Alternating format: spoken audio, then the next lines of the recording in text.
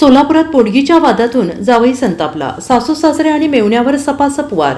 सासऱ्यांचा जागीच मृत्यू. सोलापूर जिल्ह्यातील मोहोळ तालुक्यातील रामहिंगणे गावात कौटुंबिक वादातून एका जावयाने आपल्या सासऱ्याचा चाकूने हल्ला करत खून केल्याची धक्कादायक घटना घडली आहे. तर यात सासू आणि मेहुणा गंभीर जखमी झाले असून त्यांच्यावर सोलापुरातील रुग्णालयात उपचार सुरू आहेत.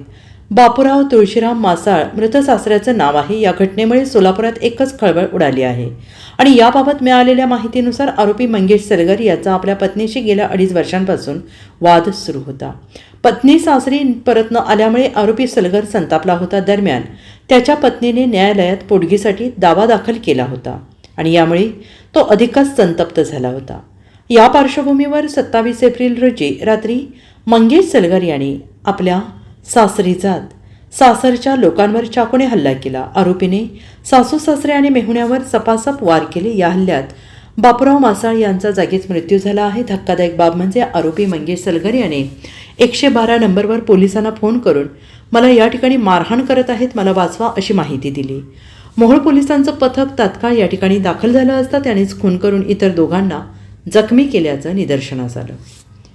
Bureau report SBN Marathi, Solapur.